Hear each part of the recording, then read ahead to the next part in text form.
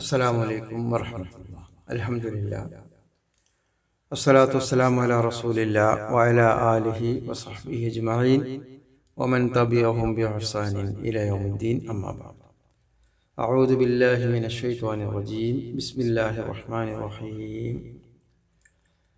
അമ്മസ് സഫീനതു ഫകാനത് ലിമസാകീന യഅമലൂന ഫിൽ ബഹ്ർ فأردت أن أعيبها وكان وراءهم ملك يأخذ كل سفينة غصبا وأما الغلام فكان أبواه مؤمنين فخشينا أن يرهقهما طغيانا وكفرا فأردنا أن يبدلهما ربهما خيرا منه زكاة وأقرب رحما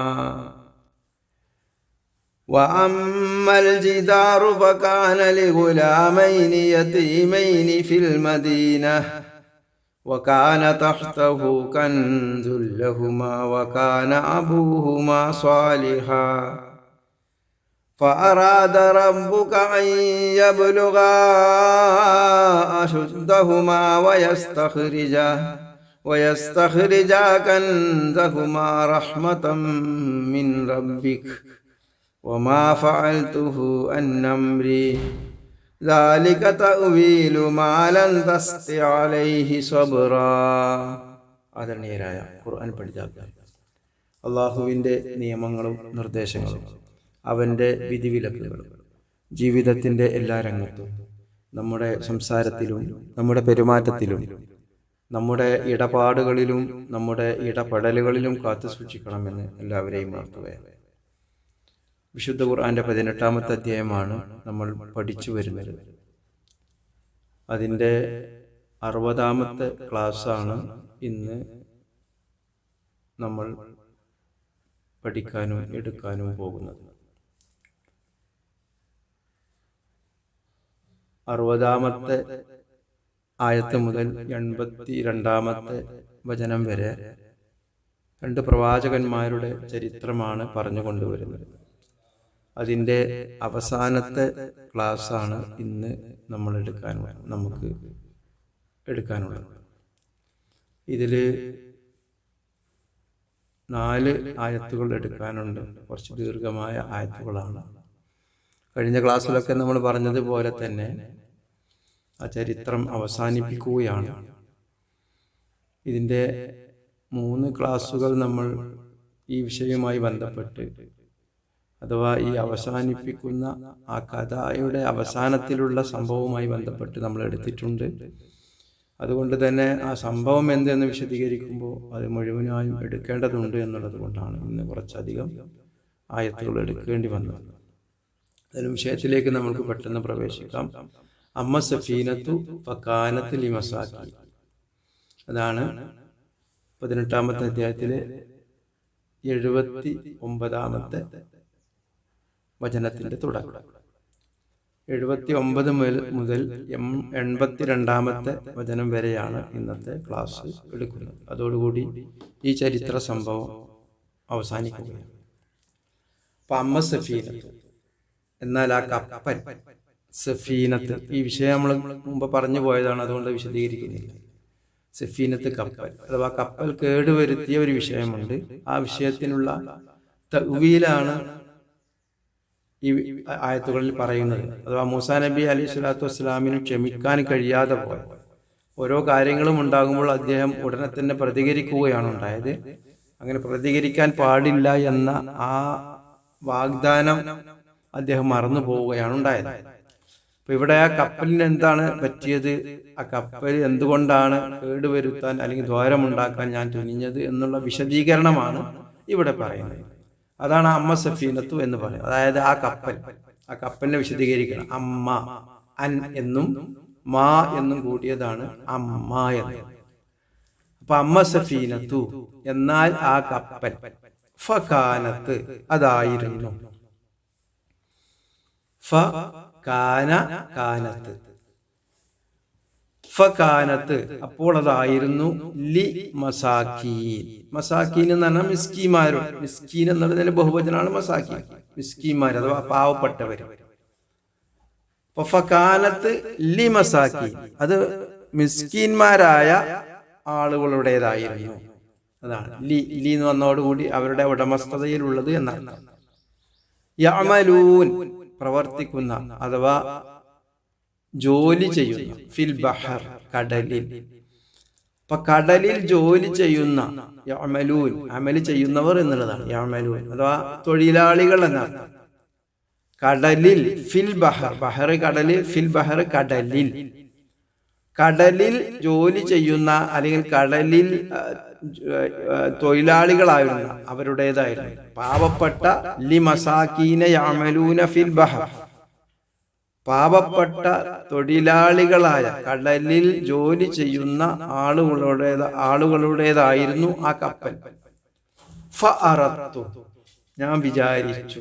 അറാദ എന്നുള്ളത് നമ്മൾ പഠിച്ചതാണ്, വിചാരിക്കുക, ഉദ്ദേശിക്കുക എന്നൊക്കെ. ഇവിടെ ഫ അപ്പോൾ ഞാൻ ഉദ്ദേശിച്ചു. അറാദ എന്നുള്ളതിന്റെ കൂടെ അറത്തു എന്നാണ് പറയുന്നത്. അറാദത്തു, അറാദ അവിടെ എന്നുള്ളത് അതെന്താണ്? ഞാൻ ഉദ്ദേശിച്ചു എന്നുള്ളത്, ഞാൻ എന്നുള്ളതിനുള്ള ഒരു ലമീറാണ്. ഫഅറത്തു ഞാൻ ഉദ്ദേശിച്ചു, അൻ അഈബഹ അത് കേടുവരുത്തുവാൻ. അൻ അഈബഹ എന്നുള്ളത് അതിനെ കേടുവരുത്തുവാൻ ഞാൻ ഉദ്ദേശിച്ചു. വകാന കാരണം എന്താണെന്ന് പറയാം. എന്തുകൊണ്ടാണ് ആ കപ്പലിന് ദ്വാരമുണ്ടാക്കി അതിനെ കേടുവരുത്തുവാൻ ഉദ്ദേശിച്ചത്? എന്താണ് ഇതിന്റെ കാരണം പറയാം. വകാന അതായിരുന്നു. വറാഅഹും, വറാ എന്താണ്? ബാക്കിൽ, പിന്നിൽ. ഹും അവരുടെ പിന്നിൽ മലിക്കുൻ ഒരു രാജാവുണ്ടായിരുന്നു. അവരുടെ പിന്നിൽ ഒരു രാജാവുണ്ട്. യഖുദു അഖദ എന്ന പിടിച്ചു, യഖുദു പിടിക്കുന്നതായ രാജാവ്. കുല്ല സഫീനത്തി എല്ലാ കപ്പലുകളെയും പിടിക്കുന്നതായ ഒരു രാജാവ്. വസ്ബ ബലാത്കാരമായി, നിർബന്ധപൂർവ്വം ബലാത്കാരമായി അതിനെ കയ്യേറ്റം ചെയ്തുകൊണ്ട്, അതാണ് ഗസ്ബ, കയ്യേറ്റം ചെയ്തുകൊണ്ട് ബലാത്കാരമായി പിടിച്ചെടുക്കുന്ന ഒരു മലിക്, ഒരു രാജാവ് ഇവർക്ക് പുറകെ വന്നുകൊണ്ടിരിക്കുന്നുണ്ട് എന്ന് പറഞ്ഞു കഴിഞ്ഞാൽ, കടൽ ഇപ്പം നമുക്കറിയാലോ, കടൽ കൊള്ളക്കാരെന്നൊക്കെ പറയുന്നത് പോലെ ആ ഒരു സംഭവത്തിൽ അന്ന് അങ്ങനെ ഒരു രാജാവ്, നല്ല കപ്പലുകളൊക്കെ പിടിച്ചെടുക്കുന്ന ഒരു രാജാവ് ഇവർക്ക് പുറകെ വരുന്നുണ്ട്. നല്ല കപ്പലുകൾ കണ്ടാൽ പ്രത്യേകിച്ച് ഇത് പാവപ്പെട്ടവരുടേതാണ്. അതുകൊണ്ട് തന്നെ വരുന്ന ആള് രാജാവാണ്. അപ്പൊ ആർക്കാണ് സ്വാധീനം ഉണ്ടാവുക എന്ന് നമ്മൾ പരിശോധിച്ചാൽ മതി, മനസ്സിലാക്കിയാൽ മതി. അപ്പൊ അത്തരത്തിൽ സ്വാധീനമുള്ള ഒരു രാജാവ് നല്ല കപ്പലുകൾ പിടിച്ചെടുക്കാൻ വരുന്നുണ്ട്. അപ്പൊ അതിനെ കേടുവരുത്തി ദ്വാരമുണ്ടാക്കി കഴിഞ്ഞാൽ ഇത് കേടുവന്ന കപ്പലാണ്, അല്ലെങ്കിൽ ഓട്ട വീണ, ദ്വാരം വീണ കപ്പലാണ് എന്ന് വിചാരിച്ചിട്ട് അദ്ദേഹം ആ കപ്പൽ ഒഴിവാക്കി പോകും. അങ്ങനെ പിന്നീട് ആ ഒരു ചെറിയ ദ്വാരമാണ്, അത് അടച്ച് ക്ലിയർ ചെയ്താൽ ഇവർക്ക് ആ കപ്പൽ വീണ്ടും ഉപയോഗിക്കാവുന്നതാണ്. അപ്പൊ ഇതാണ് അതിന്റെ ആശയം. അഥവാ കപ്പൽ കേടുവരുത്തിയത് എന്തിന് എന്ന് ചോദിക്കുകയാണ്. നിങ്ങൾ ചെയ്തത് തീർച്ചയായും ഗുരുതരമായ ഒരു കാര്യമാണ്, ഈ കപ്പൽ കേടുവരുത്തി എന്നുള്ളത് പാവപ്പെട്ടവരായ ഈ ആളുകളുടെ. പക്ഷെ അതിന് എന്തുകൊണ്ടാണ് എന്നുള്ള ആ ഒരു ഇൽമ്, ആ ഒരു അറിവ്, അത് വഹ്യ് മുഖേന അള്ളാഹു ഖിളിർ നബി അലൈഹി സ്വലാത്തു വസ്സലാമിന് അറിയിച്ചു കൊടുത്തിട്ടുണ്ട്. ആ അറിവ് മൂസാ നബി അലൈഹി സ്വലാത്തു വസ്സലാമിന് ഇല്ല. ഈ കഥയുടെ ആകത്തുക തന്നെ അതാണ്, നമ്മൾ പറഞ്ഞു വന്നതാണ്. ഏത്? എല്ലാ ആളുകൾക്കും അറിവ് പൂർണ്ണമായിട്ടും ഇല്ല. പൂർണ്ണമായ അറിവ്, കുറ്റമറ്റ അറിവ്, സൂക്ഷ്മമായ അറിവ് അള്ളാഹുവിന് മാത്രമാണ്. അള്ളാഹു അറിയിച്ചു കൊടുത്താൽ മാത്രമാണ് ഇത്തരം പ്രത്യേകിച്ച് ബാഹ്യമായി നമ്മൾക്ക് കണ്ടെത്താൻ കഴിയാത്ത അഥവാ മറഞ്ഞ കാര്യങ്ങൾ, അതല്ലെങ്കിൽ പിന്നീട് വരാൻ പോകുന്ന കാര്യങ്ങൾ, ഇതൊക്കെ അറിയുക അള്ളാഹുവിന് മാത്രമാണ്. അത് ഒരു പ്രവാചകനും അറിയുകയില്ല. പ്രവാചകൻ അറിയണമെങ്കിൽ അള്ളാഹു അറിയിച്ചു കൊടുക്കണം എന്നുള്ളതാണ് ഈ കഥയുടെ ആകത്തുക, അതല്ലെങ്കിൽ അതിന്റെ കണ്ടന്റ്, അതിന്റെ ഉള്ളടക്കം അതാണ്. അപ്പോ ഇവിടെ അത് പറഞ്ഞു കൊടുക്കുകയാണ് മൂസാ നബി അലൈഹി സ്വലാത്തു വസ്സലാമിന്. അതാകുന്നു കപ്പലിന്റെ ചരിത്രം എന്നുള്ളത്. എന്നിട്ട് രണ്ടാമത്തെ സംഭവം പറയണം. ഇനി ഇത് കപ്പലുമായി ബന്ധപ്പെട്ടത് അവിടെ പറഞ്ഞു തീർന്നു. അതാണ് ഞാൻ അങ്ങനെ ചെയ്യാൻ കാരണം എന്ന് പറഞ്ഞു. അമ്മൽ ഗുലാമു, ഇനി അമ്മ, ഇവിടെ നേരത്തെ തുടങ്ങിയത് തന്നെയാണ് അമ്മ, അതിന്റെ കൂടെ വാവുണ്ട്, അതായത് അതിന്റെ ബാക്കി എന്നുള്ള അർത്ഥത്തിൽ രണ്ടും കൂടി ഒരുമിച്ച് പറയാം. അതാണ് വാവ് വന്നത്. അമ്മ എന്നുള്ളത് നേരത്തെ പറഞ്ഞതുപോലെ തന്നെ. അൽ ഗുലാമു, ഗുലാമു പറഞ്ഞാൽ ബാലൻ, കുട്ടി, ബാലൻ. അപ്പൊ ബാലൻ എന്ന് പറഞ്ഞാൽ ചെറിയ കുട്ടിയല്ല, കുറച്ചും കൂടി പ്രായം, അതിനാണ് ബാലൻ എന്ന് നമ്മൾ സാധാരണ ഉപയോഗിക്കുക. അതാണ് ഗുലാം. അപ്പൊ അമ്മൽ ഗുലാമു എന്നാൽ ആ കുട്ടി. ഇനി ആ കുട്ടിയുടെ കാര്യം പറയാം. ഫഖാന, ആ കുട്ടിയുടെ കാര്യം പറയുന്നത് ഫഖാന ആയിരുന്നു അബവാഹു. അബവാഹു എന്ന് പറഞ്ഞാൽ അബുൻ എന്നതിന്റെ വേറെ രൂപമാണല്ലോ. അബവാഹു, ഹു എന്നുള്ളത് അവന്റെ, ആ ഗുലാമിന്റെ, അതാണ് അബവാഹു. ആ കുട്ടിയുടെ പിതാവ്, മാതാപിതാക്കൾ, അതാണ് അബവാഹു എന്ന് പറഞ്ഞാല് മാതാപിതാക്കൾക്ക് പറയുന്നത്. അബും എന്ന് പറഞ്ഞാൽ പിതാവ് മാത്രമാണ്. അബവാഹു എന്ന് പറഞ്ഞാൽ, അബവാ എന്ന് പറഞ്ഞു കഴിഞ്ഞാല് പിന്നെ അവന്റെ മാതാപിതാക്കൾ. മുഅ്മിനൈനി, മുഅ്മിൻ എന്ന് പറഞ്ഞാൽ വിശ്വാസി. മുഅ്മിനൈനി എന്ന് പറഞ്ഞാൽ രണ്ടാളും വിശ്വാസികളായിരുന്നു എന്നാണ്. രണ്ട് വിശ്വാസികൾ എന്നതാണ് മുഅ്മിനൈനി. നമ്മൾ മുമ്പ് പറഞ്ഞതാണ്, കുറെ കാര്യങ്ങൾക്ക് അങ്ങനെയുണ്ട്. അതായത് ഇപ്പോ കലമുൻ, കലമൈനി രണ്ടുപേര്, അതേപോലെ തന്നെ അൽഫൈൻ, അൽഫൈൻ എന്നൊക്കെ പറയുന്നത് പോലെ തന്നെ ഇവിടെ മുഅ്മിനൈനി. അവർ രണ്ടുപേരും, മാതാപിതാക്കൾ രണ്ടുപേരും ആരാണ്? വിശ്വാസികളാണ്, സത്യവിശ്വാസികളാണ്. ഈ കുട്ടിയുടെ മാതാപിതാക്കൾ രണ്ടുപേരും. ഫഖശീന, ഖശിയ എന്ന് പറഞ്ഞാൽ ഭയപ്പെട്ടു. ഖശീന, നാം ഭയപ്പെട്ടു. ഫഖശീന, അപ്പോൾ നാം ഭയപ്പെട്ടു. അൻ യുർഹിഖഹുമ, യുർഹിഖഹുമ, യുർഹിഖുൻ എന്ന് പറഞ്ഞാൽ നിർബന്ധിക്കുക, അതല്ലെങ്കിൽ ബുദ്ധിമുട്ടിക്കുക, പ്രേരിപ്പിക്കുക എന്ന് പറയില്ലേ, പ്രേരിപ്പിക്കുന്ന ആ ഒരു കാര്യത്തിന്, അതാണ് യുർഹിഖഹുമ. ഹുമ എന്നുള്ളത് മാതാപിതാക്കളെ രണ്ടുപേരെയും എന്നാണ്. തുഗ്യാനൻ, അതിക്രമം. കുഫ്ർ, കുഫ്ര, കുഫ്ർ നിഷേധം, അവിശ്വാസം. മുഅ്മിനൈനി എന്ന് പറഞ്ഞാൽ അതിന്റെ നേരെ ഓപ്പോസിറ്റ്, മുഅ്മിൻ എന്നുള്ളതിന്റെ ഓപ്പോസിറ്റ്, അഥവാ അവിശ്വാസം. അപ്പൊ എന്താ ഇവിടെ പറഞ്ഞത്? ഫഖശീന, നാം ഭയപ്പെട്ടു. അൻ യുർഹിഖഹുമാ തുഗ്യാനൻ വകുഫ്ര, ആ മാതാപിതാക്കളെ ഈ കുട്ടി അതിക്രമത്തിനും അവിശ്വാസത്തിനും പ്രേരിപ്പിച്ച് നിർബന്ധിച്ച് അവരെ ബുദ്ധിമുട്ടിക്കുന്ന തരത്തിലാക്കുമെന്ന്. ആ കുട്ടി അങ്ങനെ ചെയ്യും. എന്നിട്ട് ഇനി വീണ്ടും 81-ാമത്തെ ആയത്തില് ഫഅറദിന, അറാദ നേരത്തെ വന്നുപോയി, അറത്തു എന്ന് പറഞ്ഞതില് അതേപോലെ തന്നെ അറദിന, നാം ഉദ്ദേശിച്ചു. അറാദ, അറദിന, നാം ഉദ്ദേശിച്ചു. ഫഅറദിന, അപ്പോൾ നാം ഉദ്ദേശിച്ചു. അൻ യുബ്ദിലഹുമ, ബദല്, ഇതാണ് യുബ്ദിലഹുമ എന്ന് വന്നത്. ബദല്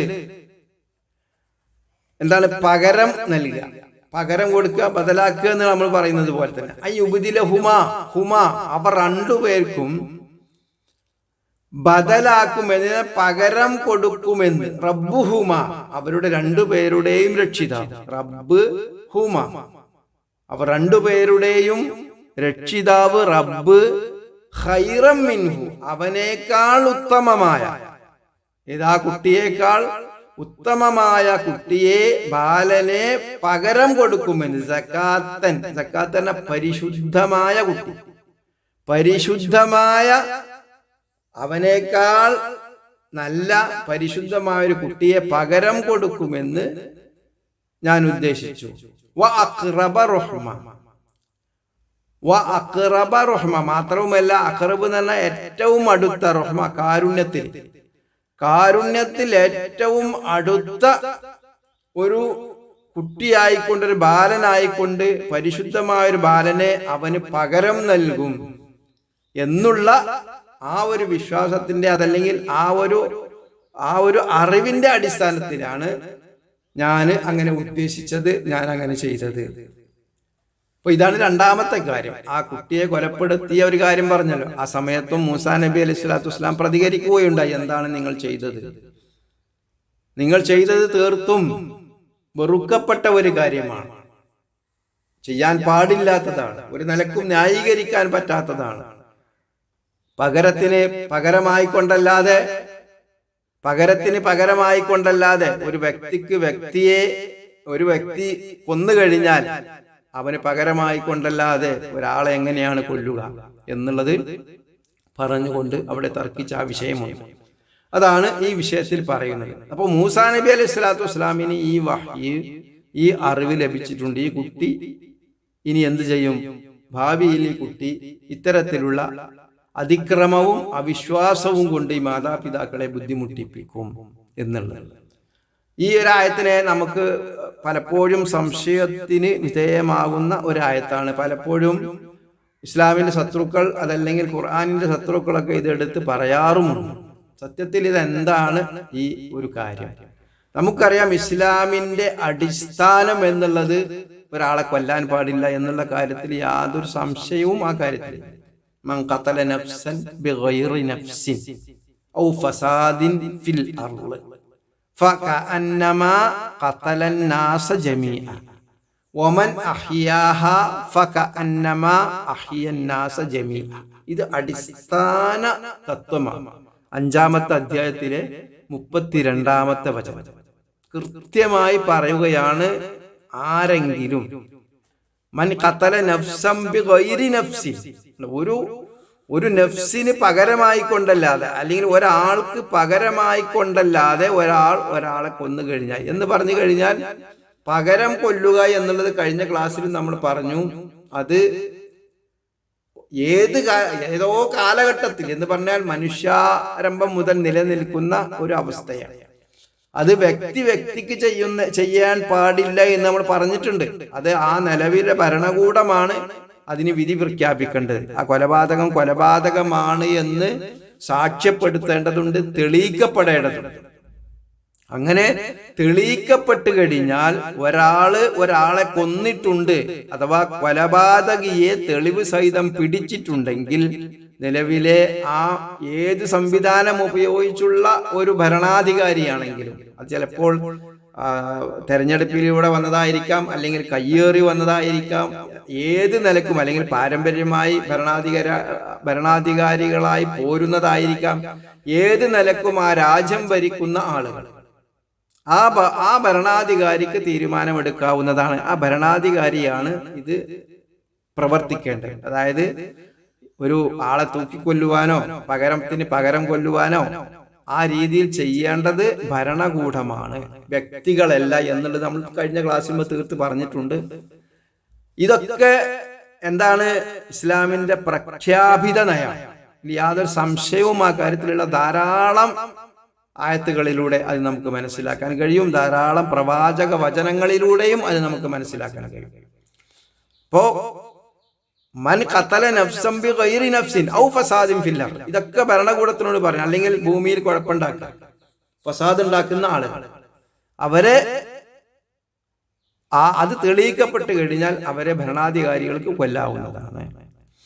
അങ്ങനെ ഒരാളെ കൊന്നു കഴിഞ്ഞാൽ ഫകഅന്നമാ ഖതലൻ നാസ ജമീഅ, മുഴുവൻ ആളുകളെ കൊന്നതിന് തുല്യമാണ്.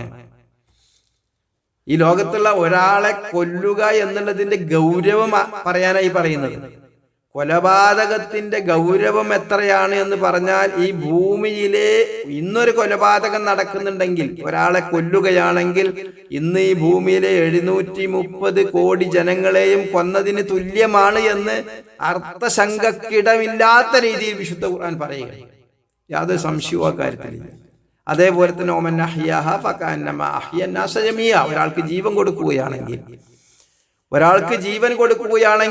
ഒരാളെ കൊല്ലാതെ ഇരിക്കുകയാണെങ്കിൽ, ഈ ഭൂമിയിലെ മുഴുവൻ ആളുകൾക്കും ജീവൻ കൊടുത്തതുപോലെ ഫകഅന്നമാ അഹ്യൻ നാസ ജമീഅ, അവനെ ജീവിപ്പിച്ചതിന് തുല്യമാണ്. അഹ്യൻ നാസ, മുഴുവൻ ജനങ്ങളെയും.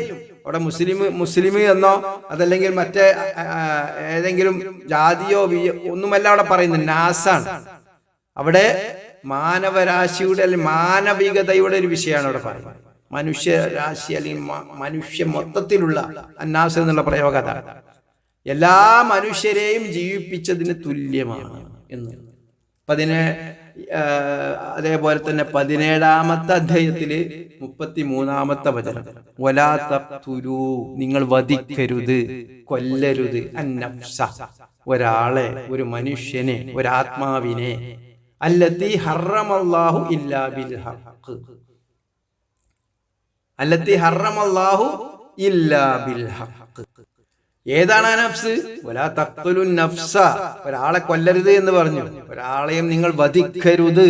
വലാ തഖ്തുലു എന്ന് തന്നെയാണ്, അവിടെ സംശയമൊന്നുമില്ല. നിങ്ങൾ വധിക്കരുത്. അല്ലത്തി ഹറമല്ലാ, ഏത് നഫ്സിനെയാണ്? ഹറമല്ലാ, അല്ലാഹു പവിത്രമാക്കിയ, അല്ലാഹു പവിത്രമായി കണ്ട, പവിത്രമാക്കിയ ആ ഒരു നഫ്സിനെ ഇല്ലാ ബിൽ ഹഖ്, ഹക്ക് കൊണ്ടല്ല. അവിടെ ഹക്ക് ഏതാണ്? ഈ പറഞ്ഞ രീതിയിൽ ഒരാളെ കൊന്നിട്ടുണ്ടെങ്കിൽ അത് തെളിയിക്കപ്പെട്ടു കഴിഞ്ഞാൽ കൊലപാതകിയെ ഭരണാധികാരികൾക്ക് അതിന് വിധി പറയാവുന്നതാണ്.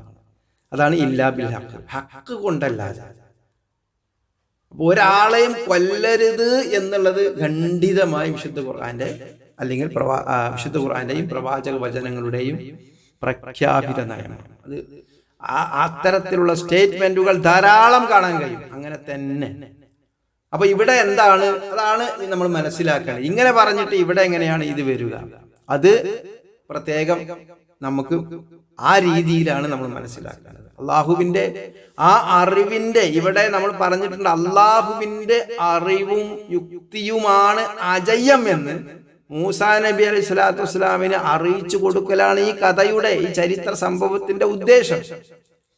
അപ്പൊ ഇവിടെ ഒരു കുട്ടി വളർന്നു വന്നു കഴിഞ്ഞാൽ എന്താകുമെന്ന് ഒരു മനുഷ്യനെ സംബന്ധിച്ചിടത്തോളം ഒരിക്കലും വിലയിരുത്താൻ പറ്റുകയില്ല. ആകാം, ആകാതിരിക്കാം. ചില കാരണങ്ങളുടെ അടിസ്ഥാനത്തിലൊക്കെ നമ്മൾ അങ്ങനെ പറയാറുണ്ട്, ചില കാരണങ്ങളുടെ അടിസ്ഥാനത്തിലൊക്കെ. പക്ഷെ പലപ്പോഴും അല്ലാത്ത തന്നെ കുട്ടികളെ കൊണ്ട് തന്നെ ആ മാതാപിതാക്കൾ പോലും കൊല്ലപ്പെടുന്ന അവസ്ഥ ഉണ്ടാകാറുണ്ട് എന്നുള്ളത് നമുക്ക് കേരളത്തിന്റെ ചരിത്രത്തിൽ നടന്ന കൊലപാതകങ്ങൾ പരിശോധിച്ച് നോക്കി എത്ര എണ്ണി പറയാൻ കഴിയും. വളരെ ക്രൂരമായ കൊലപാതകമായിരുന്നു 2017 ഏപ്രിൽ 9 നടന്ന നന്ദൻകോട് കൂട്ടക്കൊല. നന്ദൻകോട് ആസ്ട്രൽ പ്രൊജക്ഷൻ എന്ന ഒരു ആർക്കും മനസ്സിലാകാത്ത തരത്തിലുള്ള ഒരു രീതിയായിരുന്നു അത്. സ്വന്തം മകനാണ് അച്ഛനെയും അമ്മയെയും സ്വന്തം സഹോദരിയെയും കൊല്ലുക, ചുറ്റിക കൊണ്ട് അടിച്ചിട്ട് കൊല്ലുകയാണ്. ആദ്യം അച്ഛനെ കൊല്ലുന്നു, പിന്നെ അമ്മയെ തന്ത്രപരമായി കൊണ്ടുവരുന്നു, വീണ്ടും കൊല്ലുന്നു, പിന്നെ സഹോദരിയെ കൊല്ലുന്നു. എന്നിട്ട് കൊന്നത് മാത്രമല്ല, കൊന്നതിന് ശേഷം പെട്രോൾ ഒഴിച്ച് തീ കൊടുത്തി കത്തിക്കുകയാണ്. ആരെയാണ് കത്തിക്കുന്നത്? മാതാപിതാക്കളെയും സ്വന്തം ഉദരത്തിൽ വളർന്ന അല്ലെങ്കിൽ അത്തരത്തിലുള്ള സഹോദരിയെ മാത്രവുമല്ല, പിന്നീടൊരു ബന്ധുവിനെയും. അങ്ങനെ 4 കൊലപാതകങ്ങൾ നടത്തിയത് നമുക്കറിയാം ആരാണ് എന്നുള്ളത്. അതൊന്നും പറഞ്ഞാല് നമുക്ക് അതിന്റെ അത്ഭുതം, എന്തിനാണ് കൊന്നത് എന്നത്. ഇന്ന് ആ ഒരു കുട്ടി, അവൻ ഇന്ന് ജയിലിലാണ്. സാധാരണ ജയിലുമല്ല, അവന് വേണ്ടി മാത്രം ഒരുക്കി വെച്ച ഒരു ജയിലിലാണ്.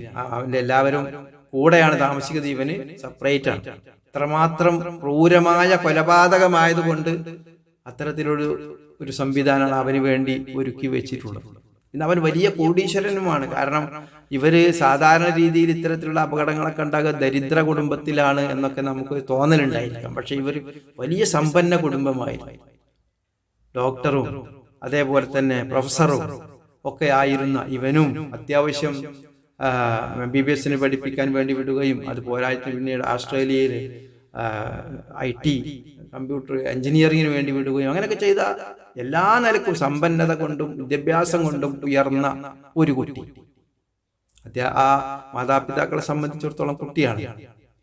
സ്വന്തം കുട്ടിയുടെ കരങ്ങളാൽ കൊല്ലപ്പെട്ട നന്ദൻകോട് കൂട്ടക്കൊല ആലോചിച്ച് നോക്കും നിങ്ങൾ. ആ മാതാപിതാക്കൾക്കോ ആ നാട്ടുകാർക്കോ അവൻ്റെ ആർക്കെങ്കിലും ആ കുട്ടി വളർന്നു വന്ന് ഇങ്ങനെ ഒരു മാതാപിതാക്കളെ കൊല്ലുക എന്നുള്ളത് മാത്രമല്ല, അത്രമാത്രം ക്രൂരമായ കൊലപാതകം. അതാണ് ആസ്ട്രൽ പ്രൊജക്ഷനിൽ അവന്റെ വിശ്വാസം. അങ്ങനെ അവൻ കൊന്നത് മാതാപിതാക്കളെ കൂടുതൽ അവരെ സ്വർഗത്തിലേക്ക് ആക്കാനാണ്, ചുരുക്കി പറഞ്ഞാൽ. അങ്ങനെയാണ് അതിന്റെ കഥ കിടക്കുന്നത്. അതൊക്കെ വേറൊരു രീതിയിൽ നമുക്ക് വിശദീകരിക്കേണ്ടതാണ്. ഏതായാലും ഇത്തരത്തിൽ അങ്ങേയറ്റം ക്രൂരമായ കൊലപാതകം ഒരു കുട്ടി ചെയ്യും എന്നുള്ളത് ആർക്കാണ് അറിയാം? അപ്പൊ ഇതൊക്കെ നമ്മളെ നാട്ടിൽ നടക്കുന്നതാണ്. എത്ര കൊലപാതകങ്ങൾ നമ്മൾ എണ്ണി എണ്ണി പറഞ്ഞാൽ നമ്മൾ ഒരിക്കലും വിശ്വസിക്കാൻ കഴിയാത്ത രീതിയിൽ, അതിക്രൂരമായ രീതിയിൽ, ഇത്രയും സമ്പന്ന രീതിയിൽ ജീവിച്ച ഇന്ന് ആ കുട്ടിക്ക്, ജയിലിൽ കിടക്കുന്ന കുട്ടിക്ക് ധാരാളം സ്വത്തുക്കൾ ഉണ്ട്. കാരണം അവരെ ഉണ്ടായിരുന്നു, പിന്നെ ആരും ഇല്ലല്ലോ, എല്ലാരെയും കൊന്നില്ലേ. ഇനി ഇവന്റേതാണ് ആ സ്വത്ത്. തമിഴ്നാട്ടിലൊക്കെ ഭൂമികളും ബിൽഡിങ്ങുകളും ഉണ്ട് എന്നാണ് അവന്റെ ചരിത്രം മനസ്സിലാക്കിയപ്പോൾ അറിയാൻ കഴിയും. എത്രമാത്രം സമ്പന്ന രീതിയിൽ ജീവിക്കുന്നവരാണ്. നോക്കൂ നിങ്ങൾ, ഇതൊക്കെ ആർക്കാണ് അറിയാം? അള്ളാഹുവിനല്ല. എനിക്ക് എൻ്റെ ജീവിതത്തിൽ തന്നെ ഒരു പരിചയമുള്ളൊരു കുട്ടി, വളരെ ചെറുപ്പത്തിൽ തന്നെ 7ാം ക്ലാസ്സിൽ പഠിക്കുമ്പോൾ അവൻ ഒരു ചെറിയ മോഷണം നടത്തിയപ്പോൾ അദ്ദേഹത്തിന്റെ പിതാവ് എന്നോട് വന്നിട്ട് സങ്കടം പറഞ്ഞു, ഇങ്ങനെ എന്താ ചെയ്യുക, അങ്ങനെ ഒരു സംഭവം ഉണ്ടായിട്ടുണ്ട്. അപ്പോൾ ഞാൻ പറഞ്ഞു, സൂക്ഷിക്കണം. ഇത്ര ചെറുപ്പത്തിൽ തന്നെ ഒരു മോഷണം നടത്തിയിട്ടുണ്ടെങ്കിൽ അത് ചെറിയ പേന അല്ലെങ്കിൽ മറ്റുള്ള രീതിയിലുള്ള മോഷണമല്ല, പൈസ തന്നെയാണ്. അപ്പം അതുകൊണ്ട് തന്നെ സൂക്ഷിക്കണം. നിങ്ങൾ അവനെ ഏതെങ്കിലും മതപരമായ രീതിയിലേക്ക് അല്ലെങ്കിൽ അത്തരത്തിലുള്ള ഒരു കൂട്ടമായ പ്രവർത്തനത്തിലേക്ക് അവനെ മാറ്റണം, ഏതെങ്കിലും എന്ന് ഞാൻ പറഞ്ഞിരുന്നു. അദ്ദേഹത്തിന് അതിൻ്റെ അത്ര ഗൗരവം അപ്പം മനസ്സിലായിട്ടില്ല. 10ാം ക്ലാസ്സിലേക്ക് 8, 9 10ാം ക്ലാസ് ഒന്നും പാസ്സായിട്ടില്ല. അതിന് മുമ്പ് തന്നെ അവന് വീണ്ടും മോഷണം നടത്തി. അങ്ങനെ പിന്നെ ചുരുക്കി പറഞ്ഞാൽ വലിയ സംഭവമാണ്, ഒരു മോഷ്ടാവായി മാറി. ഈ പിതാവ് പിന്നീട് വളരെ അങ്ങേയറ്റം പ്രയാസപ്പെടുകയും അദ്ദേഹം വീണ്ടും ഗൾഫിൽ നിന്ന്, അദ്ദേഹം പ്രായമായ ഏകദേശം ഒരു 50 വയസ്സിന്റെ അടുത്ത പ്രായത്തിൽ തന്നെ അദ്ദേഹം റിസൈൻ ചെയ്ത് പോകുന്നതാണ്. പിന്നീട് അദ്ദേഹം പോകേണ്ടി വന്നു ഈ വഷളത്തരം കൊണ്ട്. അങ്ങനെ അദ്ദേഹം ഗൾഫിലേക്ക് തന്നെ പോയി. പിന്നീട് ഈ കുട്ടിയുടെ അവസ്ഥ എന്തെന്ന് പറഞ്ഞാൽ സ്ഥിരമായൊരു മോഷണക്കാരനായതുകൊണ്ട് ജയിലിൽ കിടക്കുകയും അവിടെ നിന്ന് ഇറങ്ങുകയും ചെയ്യുന്ന സാധാരണ ഒരു മോഷ്ടാവായി മാറി. പിന്നെ വീട്ടിലേക്ക് വന്നിട്ടൊന്നുമില്ല. ഇവരെ കുറിച്ചൊന്നും യാതൊരു വിവരവും പിന്നെ ഇല്ല. ഈ കുട്ടിയെക്കുറിച്ച്, ഈ മോഷ്ടാവ് എന്ന് പറഞ്ഞ കുട്ടിയെക്കുറിച്ച് പിന്നെ ഒരു വിവരവും ഇല്ല. ഞാനും അടുത്ത കാലത്തൊക്കെ ആ കുട്ടിയെ കുറിച്ച് പിന്നെ അന്വേഷിച്ചിരുന്നു. കുട്ടിയൊക്കെ എവിടെ എന്നുള്ളതൊന്നും അറിയില്ല. ഏതെങ്കിലും ജയിലിലുണ്ടായിരിക്കാം, അല്ലെങ്കിൽ എവിടെയും പോയിട്ടുണ്ടായിരിക്കാം. ഏതായാലും ഈ മാതാപിതാക്കളായിട്ട് യാതൊരു ബന്ധവുമില്ല, നാട്ടിനിരുന്നൊരു ബന്ധവുമില്ല. അങ്ങനെയാണ് സ്ഥിതി.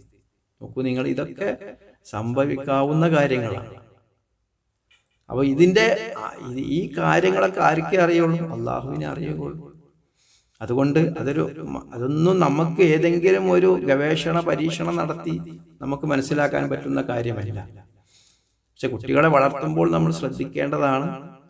വളർത്തുന്ന രീതിയിൽ ഒക്കെ നമ്മൾ കൃത്യമായ ശാസ്ത്രീയപരമായിട്ട് തന്നെ, സൈക്കോളജിക്കൽ പരമായിട്ട് തന്നെ അത് ചിന്തിക്കുകയും അങ്ങനെ ചെയ്യണം എന്നുള്ളതാണ് ഇതിൽ നിന്നൊക്കെ നമുക്ക് മനസ്സിലാക്കാൻ കഴിയുക. പറഞ്ഞുകൊണ്ടുവരുന്നത്, ഇതൊരു ഖുർആനിൽ പറഞ്ഞ ഒരു സംഭവം, ഇങ്ങനെ കുട്ടി വലുതാവും, അപ്പോൾ ഇങ്ങനെ മാതാപിതാക്കളെ ബുദ്ധിമുട്ടിപ്പിക്കും, അക്രമിയായി മാറും, അതുകൊണ്ടാണ് ഇങ്ങനെ ചെയ്തത് എന്നുള്ളത് നമുക്കറിയാം. അതെല്ലാം അള്ളാഹുവിന്റെ തീരുമാനത്തിലാണ് ഉള്ളത്. അഥവാ അള്ളാഹുവിനെ അത് അറിയുകയുള്ളൂ. അത് അള്ളാഹുവിന്റെ കാരുണ്യത്തെക്കുറിച്ച് നമ്മൾ ഇങ്ങനെ ഒരു ചെറിയ കുട്ടിയെ കൊല്ലാൻ വേണ്ടി അള്ളാഹു എങ്ങനെ നിർദ്ദേശിച്ചു, എങ്ങനെ പറഞ്ഞു എന്നൊക്കെ, അള്ളാഹു കാരുണ്യവാനാണെങ്കിൽ ഇതെങ്ങനെ ചെയ്യും, കുട്ടിയല്ലേ, എല്ലാ കുട്ടികളും പ്രകൃതിയോട് കൂടിയുള്ളതല്ലേ എന്നൊക്കെ നമുക്ക് എന്ത് ചെയ്യാം, ഇങ്ങനെ വ്യാഖ്യാനിക്കാം. കാരണം നമ്മെ സംബന്ധിച്ചിടത്തോളം ഈ പുറത്തുള്ള ബാഹ്യമായ ഒരു അറിവ് മാത്രമാണ് നമ്മുടെ അടുത്തുള്ളത്. അതുകൊണ്ടാണ് നമുക്കറിയില്ല, ഒരാൾ മരണപ്പെടുകയാണെങ്കിലും അവിടെ അവന്റെ ജീവൻ പിടിച്ചു കൊണ്ടുപോകുന്ന കുറച്ച് ആൾക്കാരുണ്ട് എന്നുള്ളത് വിശ്വാസികളായ നമുക്കറിയാം. മലക്കുകളാണ് ഏത് ഇതിലും അപകടത്തിലും പ്രവർത്തിക്കുന്നത്, അല്ലേ? ഇപ്പൊ നമുക്കറിയാം, വയനാട് ദുരന്തത്തിൽ 417 ആളുകളാണ് മരണപ്പെട്ടത് എന്നാണ് അടുത്തായിട്ട് നമുക്ക് ഇപ്പൊ കിട്ടിയ ഇതുവരെയുള്ള ഒരു കണക്ക് 417 ആളുകൾ മരണപ്പെട്ടിട്ടുണ്ട്. 150 മൃതദേഹങ്ങൾ 417 ആളുകൾ മരണപ്പെടുകയും 150 ആളുകളെ കാണാതാവുകയും ചെയ്തിട്ടുണ്ട്. കാണാതാവുക എന്ന് പറഞ്ഞാൽ മരണപ്പെട്ടു എന്നുള്ളതാണ് നമുക്കറിയാം. കാരണം ഇത്രയും ദിവസം കാണാതായിട്ട് ഇനി ജീവനോടെ കിട്ടുന്ന ഒരവസ്ഥ ഉണ്ടാവുകയില്ല. അത് തന്നെ 227 മൃതദേഹങ്ങൾ കിട്ടിയതിൽ 227 മൃതദേഹങ്ങളും 190 മൃതദേഹത്തിന്റെ ഭാഗങ്ങളുമാണ് കിട്ടിയത്. ഇപ്പൊ ഞാൻ പറഞ്ഞുകൊണ്ടുവരുന്നത് ഈ മരണത്തിന്റെ പിന്നിലൊക്കെ മലക്കുകൾ പ്രവർത്തിക്കുന്നുണ്ട്. ഒരു ജീവൻ കൊണ്ടുപോകുക എന്നുള്ള പ്രവർത്തനം അവിടെ നടത്തുന്നുണ്ട്. പിന്നെ ഇതൊക്കെ എന്താണ്?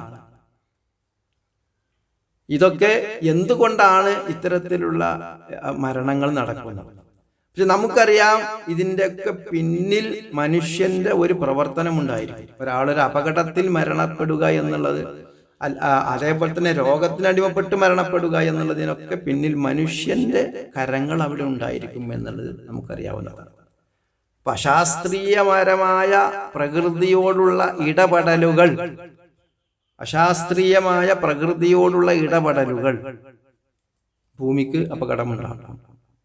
പണ്ടും ഈ മഴയൊക്കെ പണ്ട് കാലത്തൊക്കെ പെയ്തിരുന്നല്ലേ, ഇതിലേറെ ധാരാളം മഴ പെയ്തിരുന്ന സമയങ്ങളുണ്ടായിട്ടുണ്ട്. അന്നൊന്നും ഇത്തരത്തിലുള്ള അപകടങ്ങൾ ഇത്ര വ്യാപകമായി കണ്ടിട്ടില്ല. അതും ചില നാടുകളിലും ഇപ്പോഴും ഇല്ല. കാരണം എന്താണ്? അവർ ശാസ്ത്രീയപരമായി പ്രകൃതിയെ സമീപിക്കുന്ന രാജ്യങ്ങൾ ഇന്നും സുരക്ഷിതമായി നിലനിൽക്കുന്നുണ്ട്. അശാസ്ത്രീയപരമായ രീതിയിലാണ് നമ്മൾ ഇടപെടുന്നത് പ്രകൃതിയോട്. ഇവിടെ പല നിയമങ്ങളും ഉണ്ടെങ്കിൽ നിയമങ്ങൾ നടപ്പിലാകാറില്ല. അതുകൊണ്ട് തന്നെ അപകടങ്ങൾ കൂടി വരും. ഇതിനൊന്നും അള്ളാഹുവിന്റെ അറിവിനെ നമ്മൾ കുറ്റപ്പെടുത്തിയിട്ട് കാര്യമില്ല. നമ്മുടെ ഒരു കൈകടത്തലുകൾ, നമ്മുടെ കരങ്ങൾ പ്രവർത്തിച്ചതിന്റെ ഫലമാണ് അത് എന്നുള്ളത് നമുക്കറിയാവുന്നതാണ്. എത്ര ആയത്തുകളിലൂടെയാണ് അള്ളാഹു നമുക്ക് ബോധ്യപ്പെടുത്തി തന്നിട്ടുള്ളത്? ഷർറ്, തിന്മ എന്നുള്ളത് അത് നിങ്ങളിൽ നിന്ന് സംഭവിക്കുന്നു. നിങ്ങൾ ഒരു പ്രവർത്തനം നടത്താതെ അത് നടക്കുകയില്ല. അതിന് അള്ളാഹുവിന്റെ കാരുണ്യത്തെ ചോദ്യം ചെയ്തിട്ട് കാര്യമില്ല. അള്ളാഹു ഇത്രയും കാരുണ്യവാനാണെങ്കിൽ ഇത്രമാത്രം ആളുകളെ എങ്ങനെയാണ് ഒരൊറ്റ രാത്രി കൊണ്ട് തന്നെ, അർദ്ധരാത്രിയിൽ എങ്ങനെയാണ് സംഭവിക്കുന്നത് എന്നൊക്കെ. ഇപ്പോൾ ഞാനിപ്പോൾ ഈ കാരുണ്യത്തിന്റെ വിഷയം പറഞ്ഞപ്പോഴാണ് എനിക്ക് ഈ അടുത്ത് ഒരു 3-4 ദിവസം മുമ്പ് ഒരു സ്കൂട്ടറിൽ യാത്ര ചെയ്യുന്ന ഒരു ഭാര്യയും ഭർത്താവും, മുസ്ലിമുകൾ തന്നെയാണ്, അവിടെ വേഷം കണ്ടിട്ട്. അങ്ങനെ ഈ ഭർത്താവ് സ്കൂട്ടർ ഓടിക്കുന്നു, ഭാര്യ അതിന്റെ പിന്നിൽ സാധാരണ സ്ത്രീകൾ ഇരിക്കുന്ന രീതിയിൽ ഇരുത്തണ്ടല്ലോ. ഒരു കുട്ടി, ഒരു വയസ്സ് കഴിഞ്ഞ ഒരു കുട്ടി, ആ കുട്ടിയെ ഈ ഭാര്യ പിടിച്ചിട്ടുണ്ട്. പിടിച്ച് എന്ന് പറഞ്ഞു കഴിഞ്ഞാൽ നമുക്ക് ഈ കാലം അങ്ങോട്ടും ഇങ്ങോട്ടും ഇട്ടിരിക്കുകയും അതിന്റെ സെൻട്രലിൽ ഈ കുട്ടിയെ വെക്കുകയുമാണെങ്കിൽ അപകടം കുറച്ച് കുറവായിരിക്കും. ഇത് ഈ കുട്ടിയെ ഒരു കൈ കൊണ്ട് ഈ ഭാര്യ പിടിച്ചിട്ടുണ്ട്. ഭാര്യ ഇരിക്കുന്നത് ഇങ്ങനെ ചെരിഞ്ഞാണ് ഇരിക്കുന്നത്, സാധാരണ സ്ത്രീകൾ ഇരിക്കുന്ന ഇരുത്തം, ഒരു സൈഡിലേക്ക് ഇങ്ങനെ. എന്നിട്ട് ഒരു കൈ കൊണ്ട് ഈ കുട്ടിയെ പിടിക്കുകയും ഒരു കൈ കൊണ്ട് ഭർത്താവിനെയും പിടിച്ചിട്ടുണ്ട്. എത്രമാത്രം അപകടകരമായ ഒരു പോക്കാണ്. ആ കുട്ടിക്കറിയില്ല ഇത് എന്താ സംഭവം എന്നുള്ളത് അല്ലെ. കുട്ടി ഒന്ന് തുള്ളിക്കഴിഞ്ഞാൽ ഈ കയ്യിൽ നിന്ന് കുട്ടി പോകും. കുട്ടി പോയി കഴിഞ്ഞാൽ ഈ കുട്ടി പോയി നേരെ ലോറിന്റെ അടിയിലേക്ക് പോയി ആ ടയറിൽ കയറി ചതഞ്ഞരഞ്ഞാണ്. ഇവിടെ ആരാണ് ഉത്തരവാദി?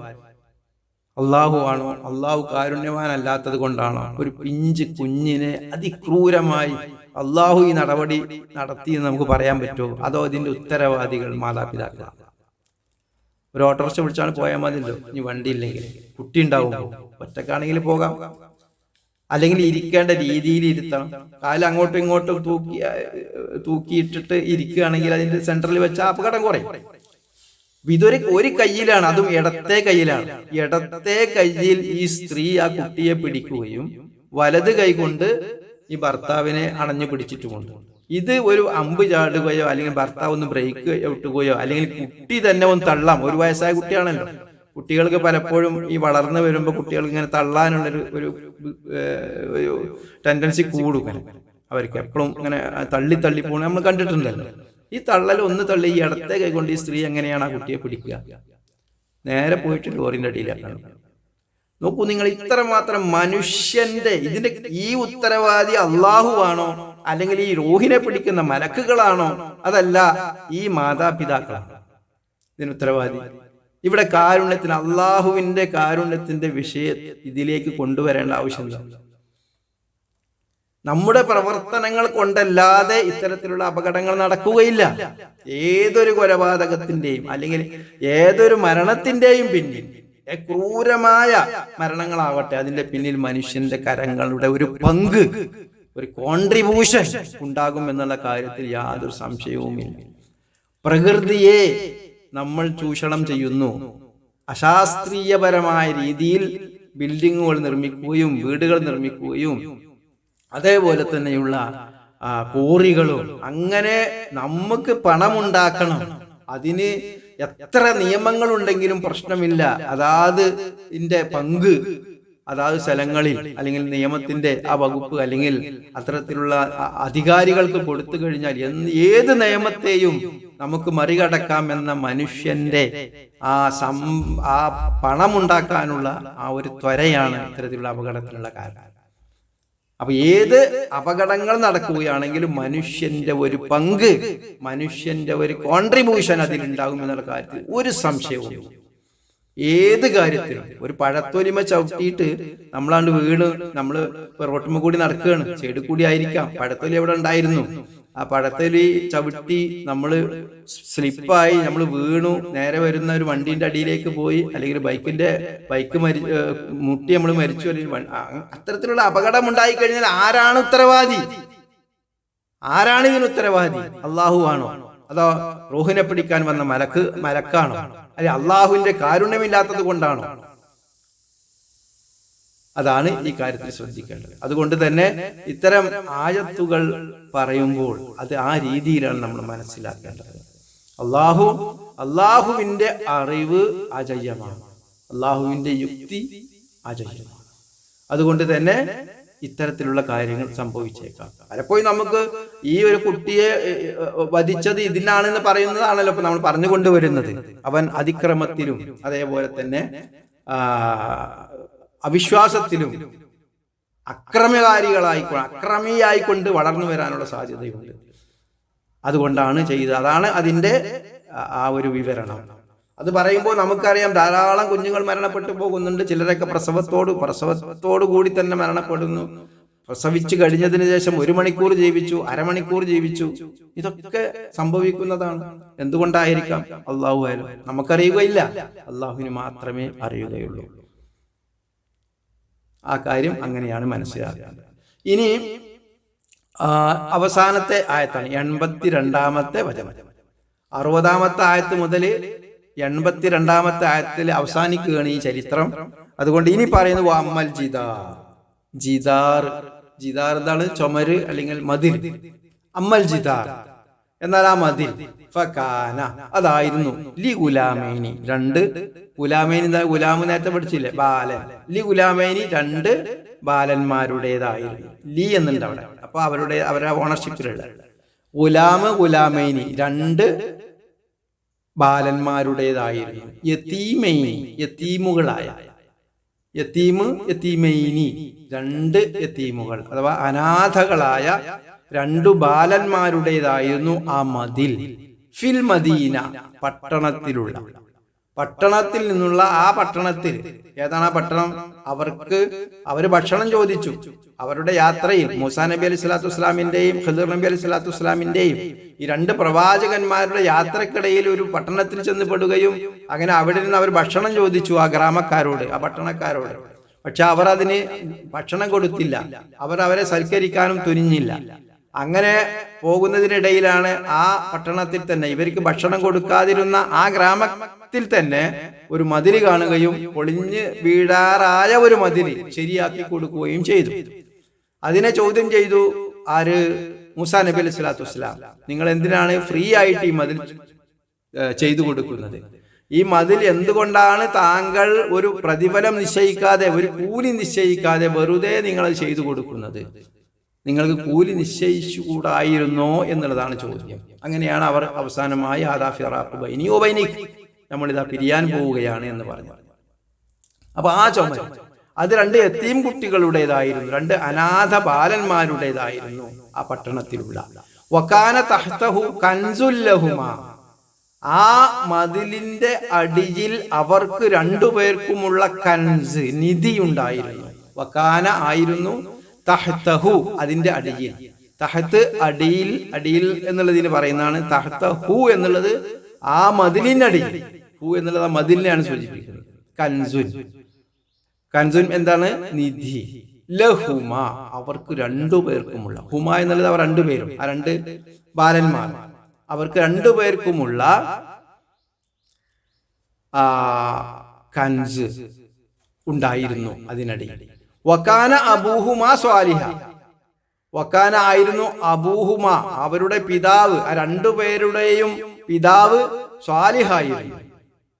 സ്വാലിഹ് എന്ന് പറഞ്ഞാൽ സൽക്രമം ചെയ്യുന്ന ഒരു സൽക്രമിയായിരുന്നു, അതായത് സ്വാലിഹായ ഒരു മനുഷ്യനായിരുന്നു. അപ്പോ ഇതാണ് അതിന്റെ കാരണം.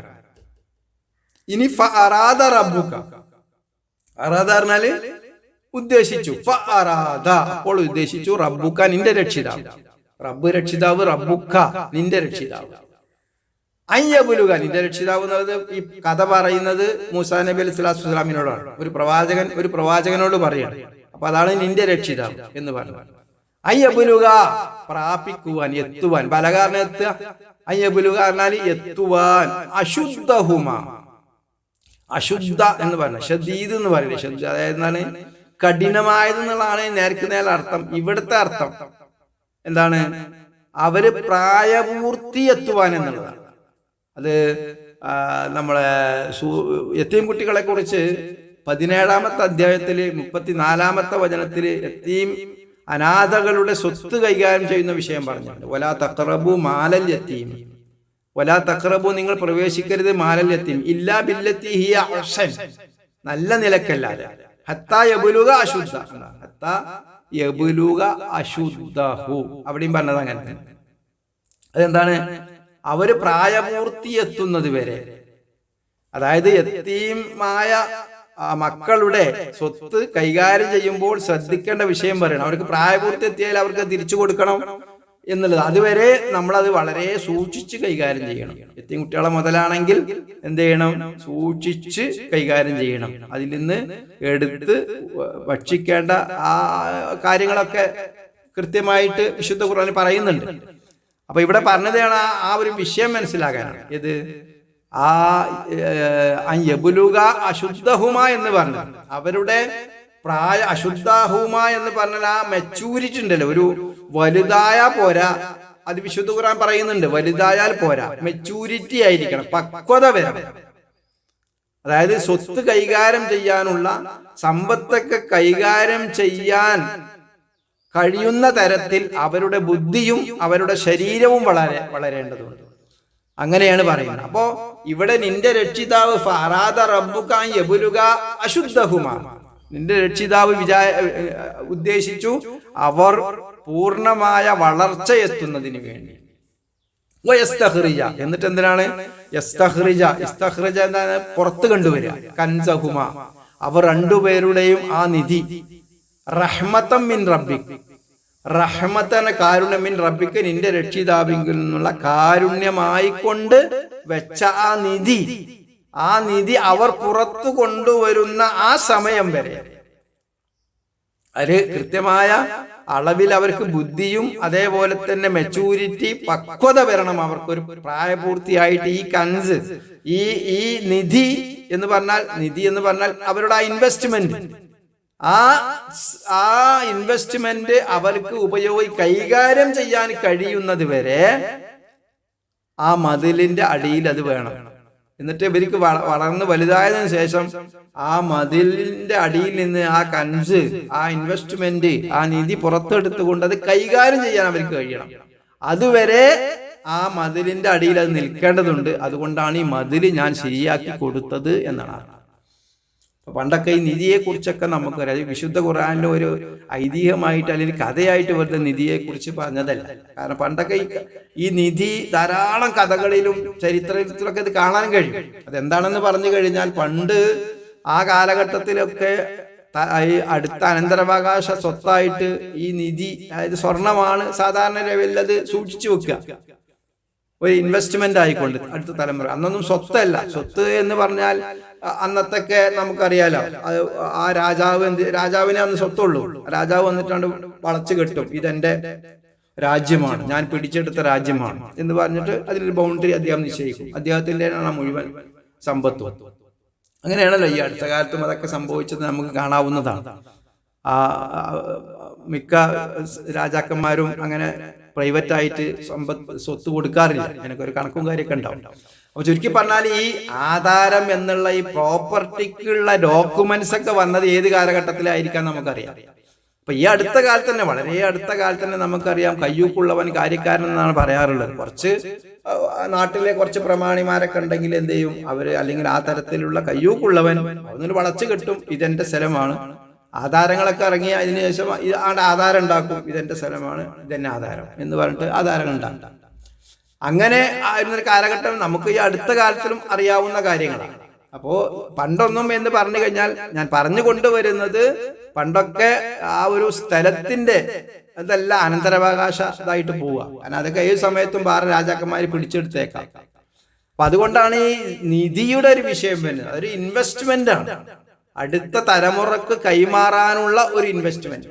അത് സ്വർണമായിട്ടാണ് അവർ സൂക്ഷിച്ചു വെക്കുന്നത്, അടുത്ത അവരുടെ കുട്ടികൾക്ക് കിട്ടുന്നതിന് വേണ്ടി. പക്ഷെ സ്ഥലം എന്നുള്ളത് കിട്ടിക്കൊള്ളണം എന്നില്ല. കാരണം അത് രാജാവിന് പോകും, അല്ലെങ്കിൽ രാജാവിന്റെ ആ രീതിയിലേക്ക് പോകാൻ സാധ്യതയുള്ളതാണ്. ഏതായാലും നിധി എന്നുള്ളത് ഇതിലേക്കൊക്കെ വരുന്നത് അങ്ങനെയാണ് എന്നാണ് നമ്മൾ പറഞ്ഞു കൊണ്ടുവരുന്നത്. മാത്രമല്ല ഇവിടെ അബൂമ സ്വാലിഹ എന്നാ പറഞ്ഞത്.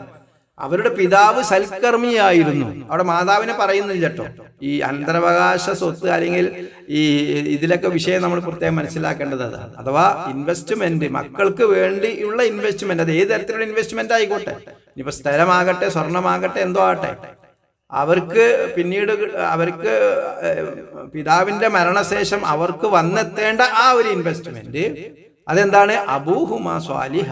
എന്താ, അവരുടെ പിതാവ് എന്തായിരുന്നു? സൽക്കർമ്മിയായിരുന്നു. അങ്ങനെ സൽക്കർമ്മിയായ ഒരു പിതാവാണെങ്കിൽ അടുത്ത തലമുറക്കായിരിക്കും, അടുത്ത മക്കൾക്ക് വേണ്ടി എന്തെങ്കിലുമൊക്കെ ചെയ്തു വെക്കണം എന്നുള്ളതും ഇതിൽ നിന്ന് ലഭിക്കുന്നതാണ്.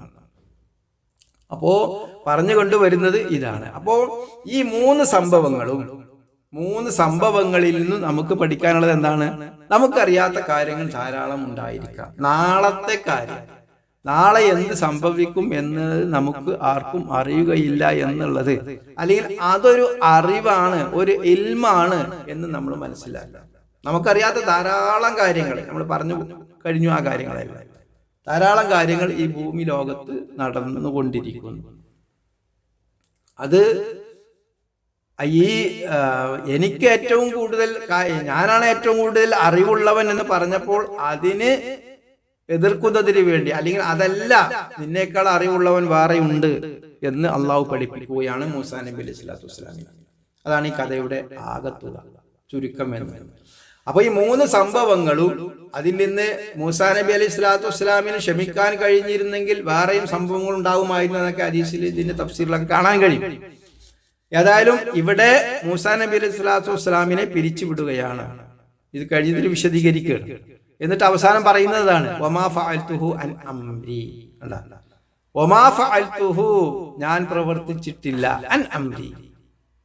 ഈ ഫഅല എന്ന പ്രവർത്തിക്കുകയുള്ളൂ. ഫഅല അതായത് ഫഅൽതു, ഞാൻ പ്രവർത്തിച്ചു, ഹു അതിനെ, ആ കാര്യങ്ങളൊക്കെ, ഈ മൂന്ന് കാര്യങ്ങളുണ്ടല്ലോ, ഞാൻ പ്രവർത്തിച്ചത് അൻ അംരി, എന്റെ കൽപ്പന പ്രകാരമല്ല എന്ന് പറഞ്ഞാൽ എന്റെ ആ നിർബന്ധ പ്രകാരം, അതല്ലെങ്കിൽ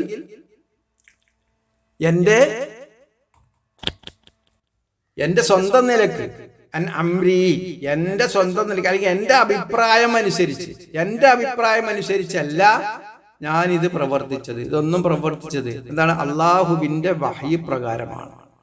അള്ളാഹുവിന്റെ വഹയി പ്രകാരമാണ്. നമുക്ക് നാളെ പോയിട്ട് ഒരു കപ്പല് കേടുവരുത്താൻ ഇതിന്റെ അടിസ്ഥാനത്തിൽ പറ്റൂല. ഇത് പ്രവർത്തിക്കാനുള്ളതല്ല. ഇത് ഈ സംഭവത്തിന്റെ കണ്ടന്റ് നമ്മൾ മനസ്സിലാക്കേണ്ടതാണ്. നമുക്ക് ഏതെങ്കിലും കപ്പൽ പോയി കേടുവരുത്താനോ, ബോട്ട് കേടുവരുത്തുവാനോ, അതല്ലെങ്കിൽ കുട്ടിയെ കൊല്ലുവാനോ, അതല്ലെങ്കിൽ ഇത്തരത്തിലുള്ള ആളുകളെ, മോശമായ ആളുകൾക്ക് എന്തെങ്കിലും അത്തരത്തിൽ ചെയ്തു കൊടുക്കുന്ന, അതൊന്നും ഇതിൽ നമ്മൾക്ക് പ്രവർത്തിക്കാനുള്ളതല്ല. നമ്മൾക്ക് പ്രവർത്തിക്കാനുള്ളത് ഏതൊക്കെയാണെന്ന് വേറെ പഠിപ്പിക്കപ്പെട്ടിട്ടുണ്ട്. ഇത് ഈ സംഭവത്തിലെ കണ്ടന്റ് എന്ന് പറഞ്ഞാൽ ഇത് മാത്രമാണ്. ഒരാളും അറിവിൽ ഇൽമിൽ എന്തല്ല, പരിപൂർണനല്ല. പരിപൂർണമായ അറിവ് ആലിമുൽ ഗൈബ് ആരാണ്? അല്ലാഹു ആകുന്നു എന്ന് പറഞ്ഞു കൊടുക്കുന്നതിന് വേണ്ടിയാണ്. അതാണ് വമാ ഫഅൽതു അൻ അംരി. ഇതൊന്നും എന്റെ നിർബന്ധപ്രകാരം അല്ലെങ്കിൽ എന്റെ അഭിപ്രായ പ്രകാരം ഞാനാണ് ചെയ്തതല്ല. ദാലിക അതാകുന്നു തഅ്വീൽ. തഅ്വീൽ എന്ന് പറഞ്ഞാൽ വിവരണം, വിശദീകരണം, ഉൾസാര വിശദീകരണം എന്നൊക്കെ പറയും തഅ്വീൽ. മാലം തസ്ത്യ, മാലം തസ്ത്യ എന്താണ്? നേരത്തെ തസ്തത്യ എന്ന് പറയില്ലേ, അതിന്റെ വാറൂപാണ് തസ്ത്യ എന്നുള്ളത്. ഇവിടെയൊക്കെ തസ്തത്യ എന്നാണ് ഇതിന് മുമ്പൊക്കെ വന്നിട്ടുള്ളത്. അപ്പൊ കാണാതെ പഠിക്കുന്ന ആളുകൾക്ക് തസ്തത്യ എന്ന് തന്നെ ഇങ്ങനെ ഓതി വരും. ഇതിന് ഇവിടെ പ്രത്യേകം ശ്രദ്ധിക്കണം. മാലം തസ്ത്യ അലൈഹി സബ്റ എന്നുള്ളതാണ് തസ്ത്യ എന്നുള്ളൂ ഇവിടെ. അപ്പോ താങ്കൾക്ക് കഴിയാത്ത അലൈഹി അതിന്മേൽ സബ്റ ക്ഷമിക്കാൻ കഴിയാത്ത വിഷയത്തിന്റെ തഅ്വീൽ അതാണ്. മാലം തസ്ത്യ അലൈഹി സബ്റ താങ്കൾക്ക് ക്ഷമിക്കാൻ കഴിയാത്തതിന്റെ തഅ്വീൽ ഇതാകുന്നു, വിശദീകരണം.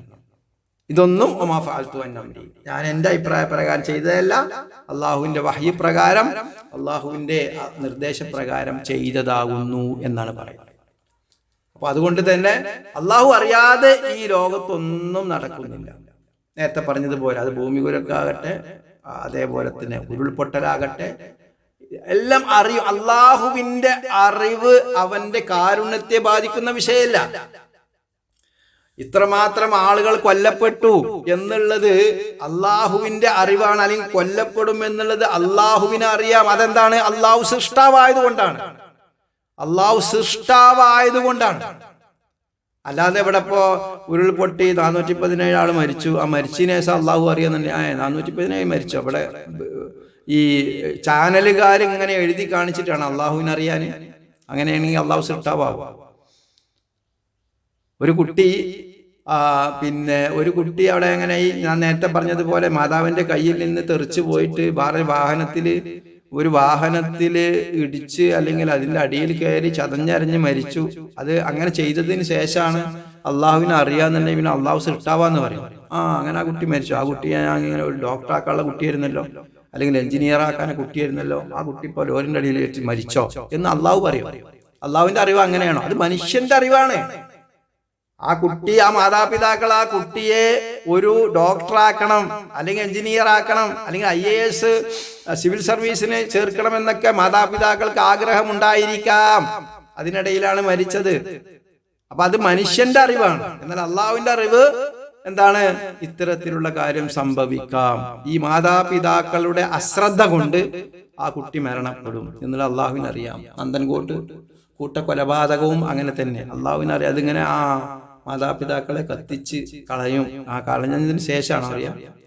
അല്ല, അള്ളാഹുവിന്റെ അറിവ് അവന്റെ കാരുണ്യത്തെ ബാധിക്കുന്ന വിഷയമല്ല. അവന്റെ കാരുണ്യം വിശാലമാണ്, അത് വേറെ പറഞ്ഞതാണ്. അതെങ്കിൽ നമ്മുടെ പ്രവർത്തനം കൊണ്ട് മാത്രമേ അവിടെ അത് സംഭവിക്കുള്ളൂ. പ്രവർത്തിക്കേണ്ടത് ഏതൊരു ഷെറും അത് നമ്മുടെ പ്രവർത്തനം കൊണ്ടാണ്. അഥവാ നമ്മളാണ് പ്രവർത്തിക്കേണ്ടത്. അവിടെ ആ കാര്യം ഷെറായിട്ട് അവിടെ ഉണ്ടാവും.